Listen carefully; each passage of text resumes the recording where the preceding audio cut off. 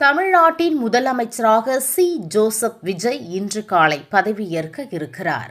தமிழக ஆளுநர் அவர்களின் தலைமையில் நேரு உள் விளையாட்டு அரங்கத்தில் இன்று காலை 10 மணி அளவில் முதலமைச்சராக விஜய் மற்றும் சில அமைச்சர்கள் பதவியேற்க உள்ளனர்.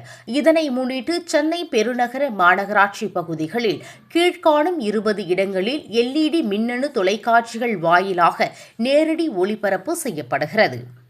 அண்ணாநகர் டவர் பூங்கா, மெரினா கடற்கரை, கோயம்பேடு புறநகர் பேருந்து நிலையம், புரட்சித் தலைவர் டாக்டர் எம்.ஜி. ராமச்சந்திரன் மத்திய ரயில் நிலையம், தீநகர் பேருந்து நிலையம், பெசன்ட் நகர் கடற்கரை, திருவான்மியூர் பேருந்து பணிமனை, கத்திப்பாரா நகர்ப்புற சதுக்கம், செம்மொழி பூங்கா, தீவுத்திடல் பேருந்து நிறுத்தம், நாகேஸ்வர ராவ் பூங்கா, மயிலாப்பூர் குளம் பகுதி, வடபழனி பேருந்து முனையம், எம்ஜிஆர் நகர் சந்தை பகுதி, சோழிங்கநல்லூர் சந்திப்பு, மாதவரம் பேருந்து முனையம், போரூர் சந்திப்பு, அம்பத்தூர் ஓட்டி பேருந்து நிலையம், தண்டையார்பேட்டை பேருந்து பணிமனை பகுதி, அடையார் பணிமனை சந்திப்பு இந்த இடங்களில் விஜயின்